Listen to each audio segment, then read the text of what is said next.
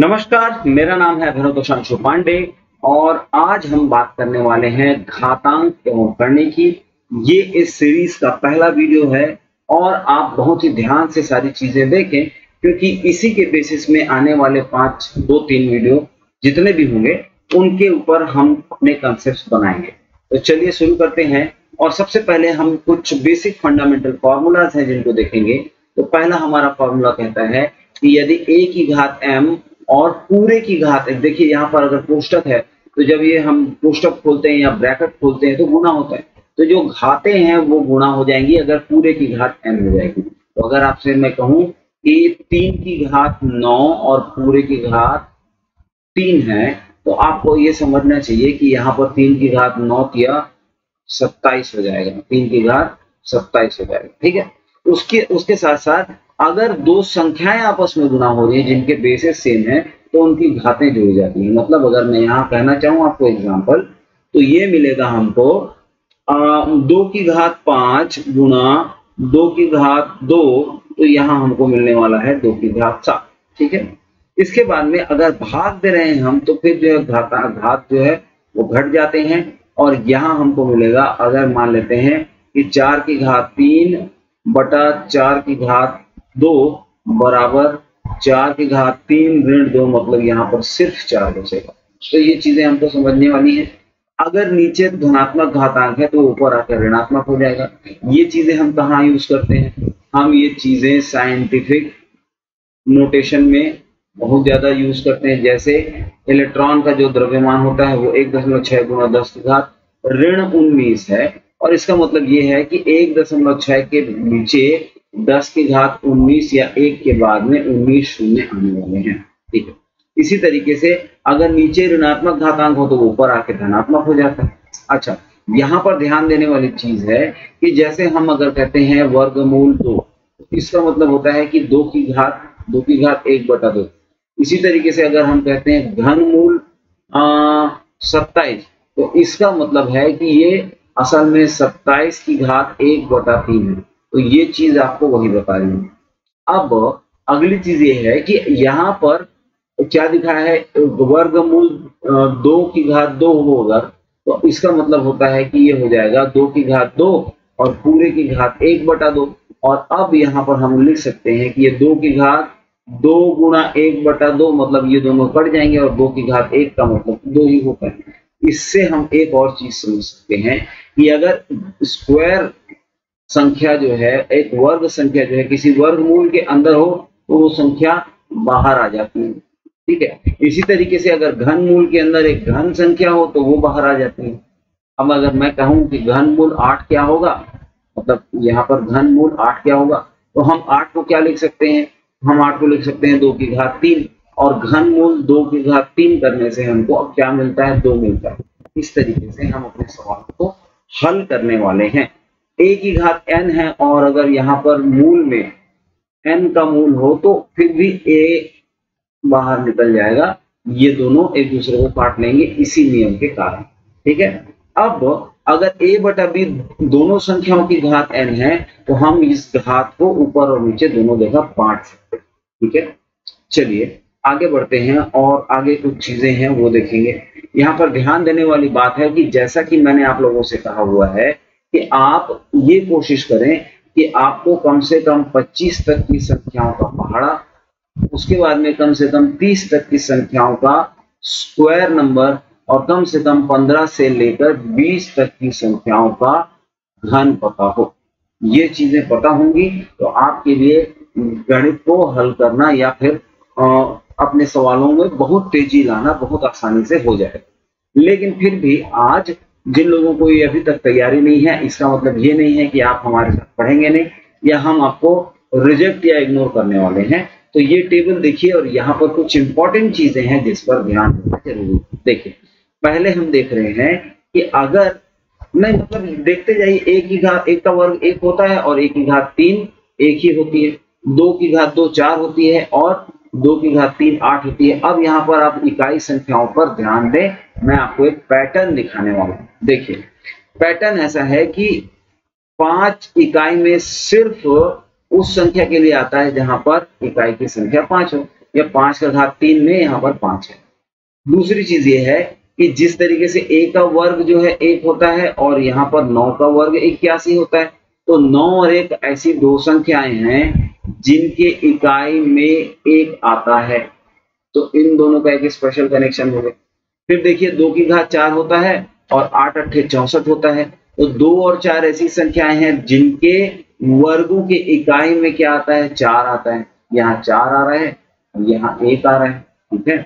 उसके बाद में हम आगे क्या देखेंगे, आगे देखते हैं कि 3 तिया होता है 9 और 7 सतह होता है 49, मतलब 3 और 4 दो ऐसी संख्याएं हैं जिनकी इकाई में क्या आता है, 9 आता है।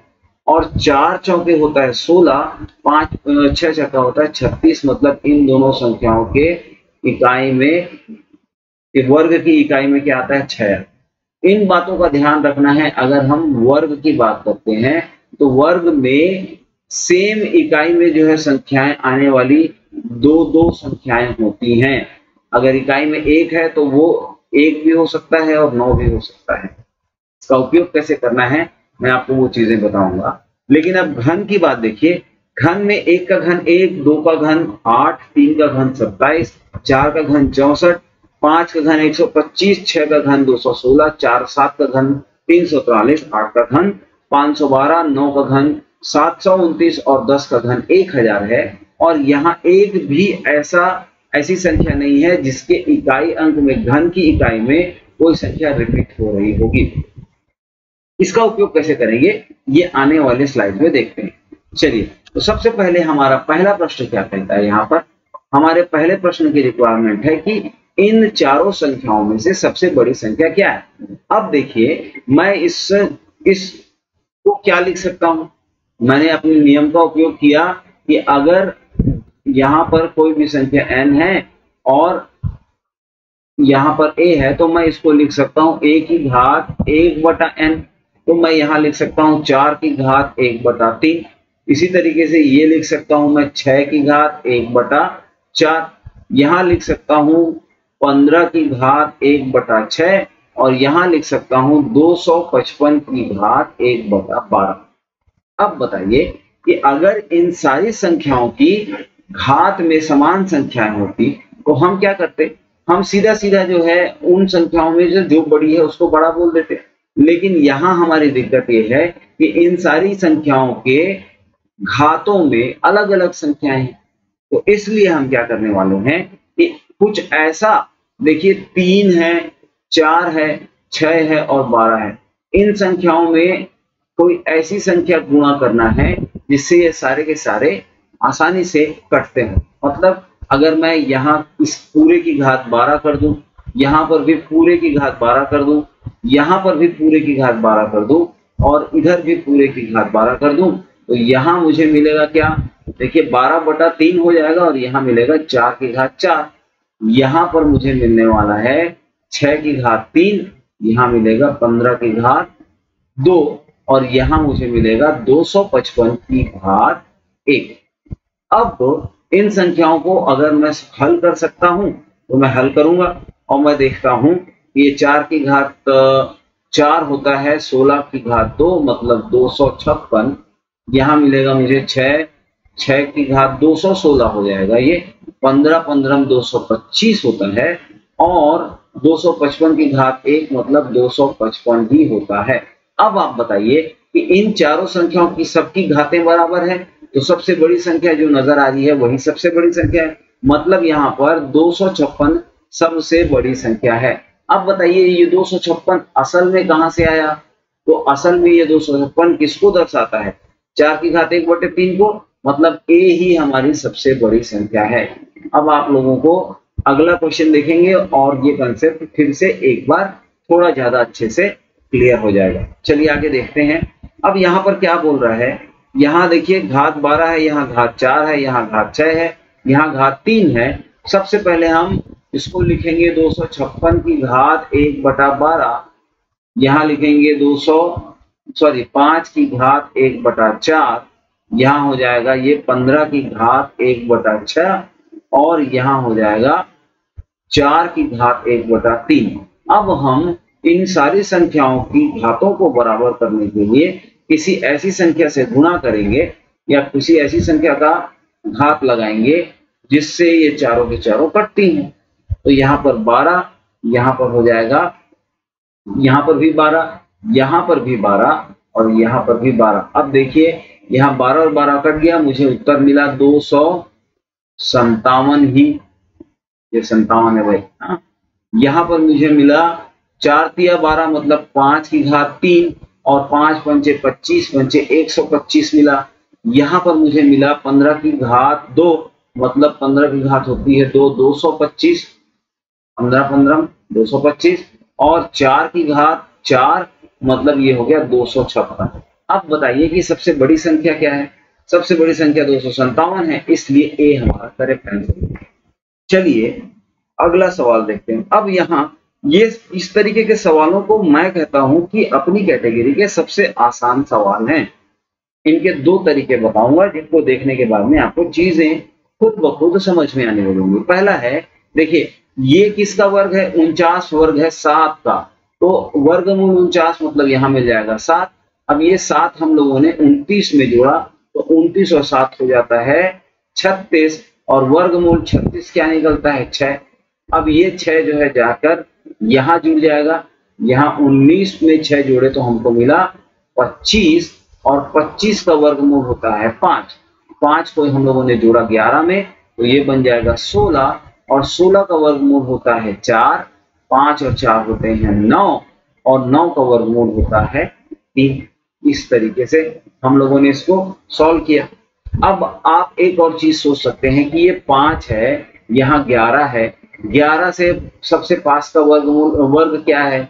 16 है और 16 को अगर वर्गमूल करेंगे तो 5 और 4 9 और ये फिर हमको 3 दे देगा। अगर आप पूरी लिस्ट ना देखें फिर भी इसका जवाब हम आसानी से दे सकते हैं, लेकिन फिर भी ऐसे सवालों की प्रैक्टिस करना जरूरी है। चलिए अगले क्वेश्चन को देखते हैं। यहाँ पर देखिए 16 किसका वर्ग है? 4 का, तो 4 यहाँ आ गया और 29 में 4 गया तो बचा 25। 25 किसका वर्ग है? 5 का, और यहाँ 5 को 31 में जोड़ने से मिलता है 36। 36 किसका वर्ग है? 6 का, और यहाँ 6 को 22 से घटा देने पर हमको मिलता है 16। 16 किसका वर्ग है? 4 का, और ये 4 मिलेगा 5 से तो बनेगा 9 जिसका वर्गमूल निकलता है 3। तो हमारा ए 3 आंसर हो गया। ठीक है, तो अगर आप भाई आपको लग रहा होगा कि ये चीजें इतनी फास्ट क्यों आ रही हैं, अगर आप भी जो है 25 तक के संख्याओं का वर्ग जो है याद करके बैठेंगे तो इस तरीके के सवालों को हल करना आपके लिए भी आसान होगा। चलिए आगे बढ़ते हैं और आगे देखिए। अब यहाँ पर फिर से हमारे पास में कंसेप्ट क्या है? पिछले ही सीरीज में जब हम अलजेब्रा पढ़ रहे थे तब हमको परिमेयीकरण का कंसेप्ट, परिमेयीकरण, ठीक है, और परिमेयीकरण का जो कंसेप्ट है वो हम लोगों ने देखा था। अगर x का मान क्या है? 7 ऋण 4√3।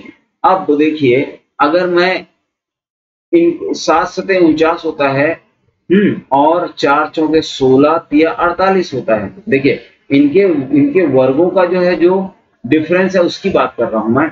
7 सतह होता है 49 और 4 चौक 16 और 16 तिया होता है 48। मतलब इनके वर्गों का जो डिफरेंस है वो क्या है? 1 है। और इसलिए अगर मैं 1/x लिखूं तो मुझे सिर्फ ये करना है कि इनके बीच में प्लस साइन लगा देना है, क्योंकि पहले क्या था? Minus sign. अब अगर मैं x + 1/x करूं, ठीक है, अगर मैं x + 1/x करूं यहाँ पर तो यहाँ धन का चिन्ह आएगा, ये 7 और 7 जुड़ जाएगा लेकिन ये दोनों चीजें कट जाएंगी। मतलब x धन 1/x का मान हो गया 7 और 7 14। अब बताइए प्रश्न में क्या पूछ रहा है? यही तो पूछ रहा है, तो ये हमारा करेक्ट आंसर हो गया। ठीक है, बढ़ते हैं हमारे अगले सवाल की तरफ। अगर फिर से मुझे एक बार याद दिलाना पड़ रहा है, अगर आप ये वीडियो देख रहे हैं यहाँ तक पहुंच गए हैं तो भाई मेहनत है, रात के 2 बज रहे हैं, आप लाइक कर दीजिए। आपको समस्या क्या है? चैनल को सब्सक्राइब करने से भी आप मेरा मनोबल बढ़ा रहे हैं। और अगर ये दोनों चीजें नहीं करनी तो मत कीजिए, लेकिन कम से कम पेन और कॉपी निकाल कर तो बैठो, क्योंकि अगर आप पेन कॉपी निकाल के नहीं देख रहे हैं, मतलब लिख नहीं रहे हैं, अगर आप सिर्फ जो है ये वीडियो देख रहे हैं तो ये आप अपने साथ चीटिंग कर, मैं नहीं चाहता कि आप चीटिंग करें, तो आप पेन कॉपी निकालें और बैठकर पढ़ाई करें। चलिए अब यहां देखो, ये √3 की वैल्यू बता रहा है। अब √3 की वैल्यू बता रहा है कि इसका मतलब ये है कि यहाँ अंदर √3 बचना चाहिए, यहाँ पर भी √3 बचना चाहिए और यहाँ पर भी √3 बचना चाहिए। ठीक है, अब बताइए कि यहाँ पर आपको क्या नजर आता है। यहाँ पर एक स्क्वायर नंबर जो बाहर निकलेगा और फिर √3, तो यहाँ मैं लिख सकता हूँ 25 गुणा 3, 25 या 75, √3 निकल जाएगा। यहाँ देखिए 16 कम 16, 16 दूनी 32, 16 की 48, मतलब यहाँ मैं लिख सकता हूँ 16 into 3, माइनस साइन बीच में है उसको रहने दीजिए और बाहर का हाफ यहाँ रहने दीजिए। अब बताइए कि 192 को मैं 3 से गुणा करके क्या लिख सकता हूँ। ठीक है, तो 192 को मैं लिख सकता हूं 6 या 18, मतलब 64√3। ठीक है, अब इन में से जो है, जो स्क्वायर वाले नंबर है उनमें से एक ही बाहर निकलेगा। 64 को हम क्या लिख सकते हैं, 8 का स्क्वायर गुणा 3। इसी तरीके से यहां 16 को हम क्या लिख सकते हैं, 4 का स्क्वायर गुणा 3, और यहां 25 को हम लिख सकते हैं 5 का स्क्वायर गुणा 3। तो जो स्क्वायर वाला नंबर है वो बाहर निकल जाएगा और हमको मिलेगा 8√3 ऋण 1/2 में, यहाँ 4 बाहर निकला तो 4/2√3 और यहाँ मिल गया हमको 5√3। 4/2 मतलब ये हो जाएगा 2, और अब देखिए 5 और 2 7, तो 8 ऋण 7 और ब्रैकेट के बाहर हमको मिलता है √3। इस तरीके से हमको उत्तर क्या मिला, सिर्फ √3, और √3 की वैल्यू क्या है, 1.73। तो 1.73 हमारा करेक्ट आंसर हो जाएगा। ठीक है, चलिए अगले प्रश्न की ओर बढ़ते हैं। और अगले प्रश्न में हमको बोल रहा है क्या कि अगर √2 की वैल्यू, तो जब पहले से हमको बता रहा है कि √2 की जरूरत पड़ने वाली है, तो हम क्या करेंगे, यहां पर √2 निकालेंगे, तो 2 गुणा यहाँ 4 कर देंगे या 2 का वर्ग कर देंगे, तो ये हो जाएगा सेम नंबर। इसी तरीके से यहाँ पर 2 गुणा, अब 16 दूनी 32 होता है और ये 4 का वर्ग है, तो ऐसा हो जाएगा, धन का चिन्ह लगाइए। यहाँ क्या है, ऋण 3, और उसके बाद में 64 दूनी 128 होता है, तो 2 गुणा 64 होता है 8 का वर्ग, और यहाँ क्या बचने वाला है, 4 गुणा 5 का वर्ग 25 गुणा 2। अब हर बार जो है √2 बाहर निकल जाएगा, तो ये हो जाएगा 2√2 प्लस 4√2 माइनस 8 बाहर आके 8 या 24√2, और यहाँ पर हो जाएगा 5 बाहर आके 5 चौके 20√2। अब देखिए ये धन 4 है, ये धन 20 है, तो ये धन 24 हो जाएगा और ऋण 24 कट जाएगा। हमको बाहर क्या मिला, 2√2। अब √2 का मान क्या है, 1.414, तो इसमें 2 का गुणा करने से हमको मिलेगा 2.828, और ए हमारा करेक्ट आंसर हो गया। ठीक है, चलिए आगे बढ़ते हैं। और अब ये बहुत इंपॉर्टेंट या बहुत ही ईमानदारी से समझने वाला कंसेप्ट है, आपको यहाँ पर बहुत अच्छे से ध्यान देना चाहिए। देखिए, आपको याद होगा कि हमारे पहले नंबर के स्लाइड में हम देख रहे थे कि सारी की सारी संख्याएं जो क्यूब होती हैं उनमें से कोई सा भी ऐसा नंबर नहीं है जो रिपीट होता है, जबकि अगर हम स्क्वायर वाला देखें तो 1 और 9 का जोड़ा, 3 और 7 का जोड़ा, 6 और 4 का जोड़ा, इस तरीके से था। ठीक है, अब देखते हैं कि यहाँ 3 है, 7 के क्यूब में क्या आता है, 343।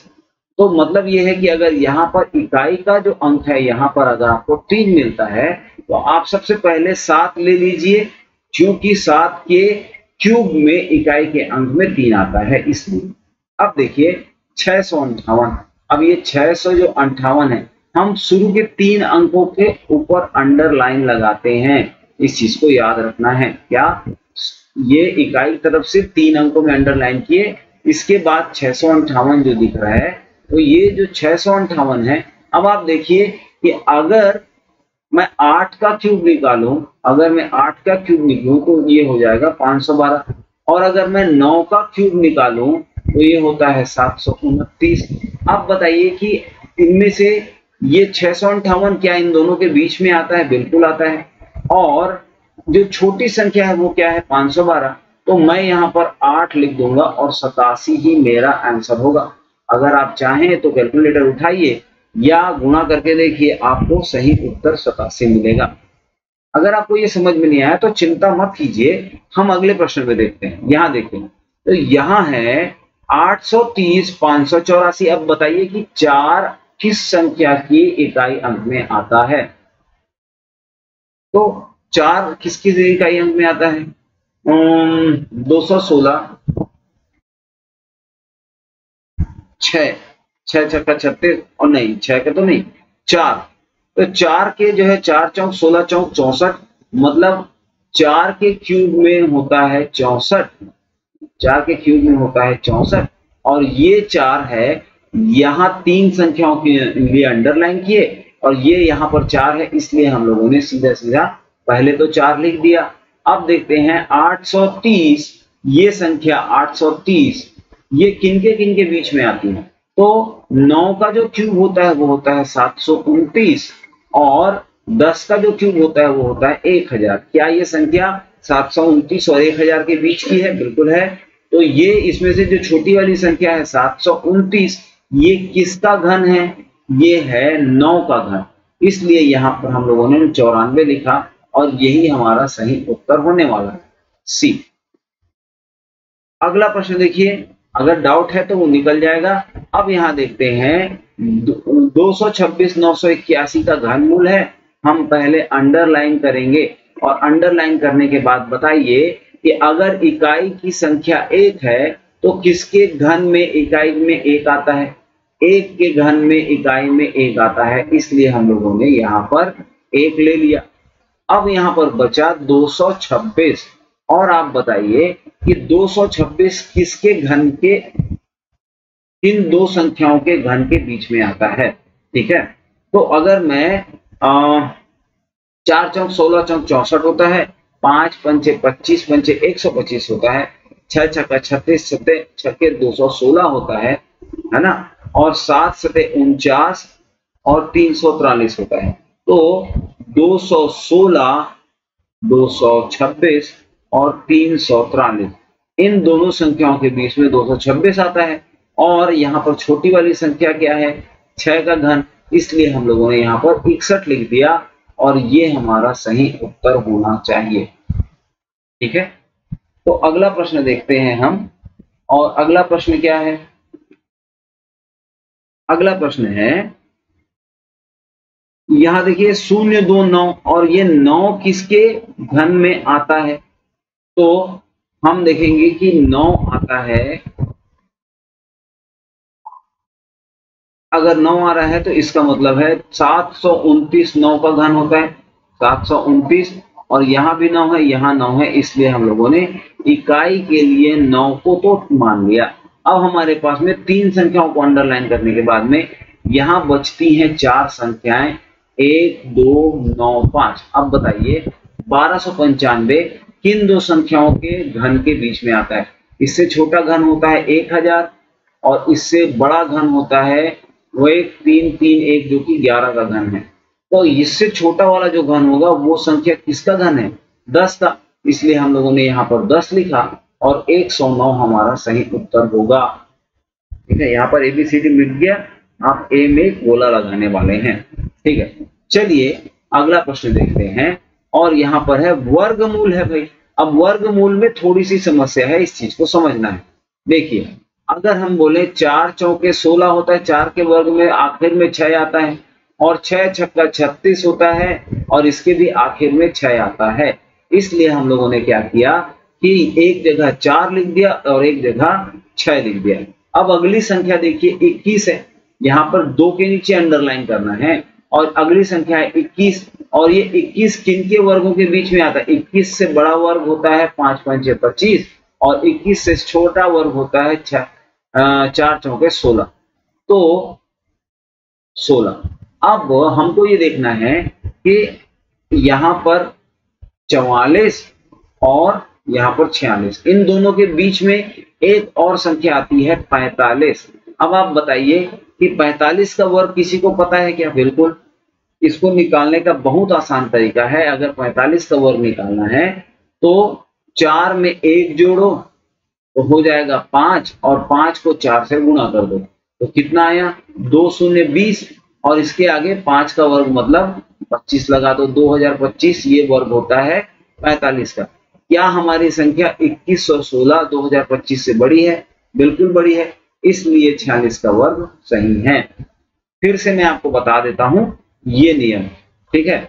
अगर आपको मान लेते हैं कि 35 का वर्ग निकालना है, तो 35 का वर्ग निकालने के लिए पहले आप बीच में लाइन खींचें, 5 के लिए यहाँ 25 लिख दें और 3 में 1 जोड़कर 4 से 3 का गुणा करें तो 4 तिया 12, इसलिए 1225 आपका उत्तर हो। अगर आपको 85 का वर्ग निकालना है तो 5 के लिए 25 लिखें और 8 में 9 का गुणा कर दे, 9 8 72 होता है, 7 2 2 5 हो जाएगा 85 का वर्ग। इस तरीके से 5 जिस संख्या के अंत में आए उस संख्या का वर्ग निकालना बहुत ही आसान है। चलिए अगला प्रश्न है 62 41। अब 1 किसके किसके अंत में आता है? तो भाई 1 का वर्ग 1 होता है और 9 या 81 का भी 1 होता है, मतलब हमारे पास में 2 ऑप्शन है इकाई के लिए, पहला या तो 1 आएगा या फिर 9 आएगा। दूसरी चीज है 62, तो 62 किसके बीच आता है? तो 62 होता है 8 8 64, इससे बड़ी संख्या 8 8 64 और 7 7 49, 7 का वर्ग। तो हम यहाँ पर 7 लिखेंगे, 71 और 79, ये हमारे 2 ऑप्शन हो गए। अब बताइए कि 62 41, तो मैं क्या करूंगा, पहले 75 का वर्ग निकाल लूंगा। 75 का वर्ग हो जाएगा 5 के लिए 25 और 7 के लिए 7 8 56, तो 5625। ये हमारी जो संख्या 6241 5625 से बड़ी है क्या? बिल्कुल बड़ी है, इसलिए 79 हमारा सही उत्तर होगा और 79 पर हम लोगों ने टिक लगा दिया। अगले प्रश्न को देखिए 2809 है। अब यहाँ 09 है और 9 किसके किसके जो है इकाई संख्या में आता है? 2 2 4 3 तिया 9, मतलब या तो 3 का वर्ग होगा या फिर 7 7 49, मतलब 7 का वर्ग होगा। तो हमारे पास 2 ऑप्शन हो गए, पहला है 7 और दूसरा है 3, ठीक है। अब देखते हैं ये बचे हुए 2 संख्याएं 28 28, बताइए किन किन 2 संख्याओं के वर्ग के बीच में आता है? 5 पंचे 25 होता है और 6 छक्का 36 होता है, इसके बीच में 28 आता है। हम छोटी वाली संख्या चुनेंगे, इसलिए ये हो जाएगा 53 और ये हो जाएगा 57। अब 2809 ये 55 के वर्ग से बड़ी है या छोटी है? तो 55 का वर्ग कैसे निकालते हैं? 5 के लिए 25 और 5 छक्के 30, तो 3025 से ये संख्या 2809 छोटी है, इसलिए हम लोगों ने 53 का वर्ग सेलेक्ट किया है। अगर आपको यहाँ पर कंफ्यूजन है, मैं मान सकता हूं कि हो सकता है आपको कंफ्यूजन हो, तो आप कमेंट सेक्शन में बताइए, मैं इस ट्रिक के लिए एक नई वीडियो फिर से बना दूंगा। लेकिन अभी आप तुरंत ही कमेंट कीजिए, मैं जल्दी से जल्दी आपको उत्तर देता हूं। चलिए, तो 53 हमारा सही उत्तर हो गया। इस तरीके से हम लोगों ने बहुत सारी चीजें सीखी। आने वाले वीडियोस में हम कुछ और नए कंसेप्ट सीखेंगे और इन कंसेप्ट्स के बेसिस में हम रियल टाइम जो हमारे एग्जाम्स में क्वेश्चंस पूछे जाते हैं उनकी तैयारी को आगे बढ़ाएंगे। तो तब तक मेरे साथ जुड़े रहिए। अगर आपको इस वीडियो के पीडीएफ चाहिए तो आप हमारे टेलीग्राम चैनल में जाइए, वहां से आपको मिल जाएगा। और अगर आप यूट्यूब के अलावा कहीं और देख रहे हैं तो ये हमारा QR कोड है, जिसे आप यूट्यूब में हमको ज्वाइन कर सकते हैं। सब्सक्राइब करने के बाद में हर एक वीडियो जो सबसे पहले वीडियो यूट्यूब में अपलोड होती है, वहां से आपको रेगुलर अपडेट्स मिलते रहेंगे। तो मिलते हैं अगले वीडियो में। मेरा नाम है अभिनव दोसांशु पांडे। धन्यवाद।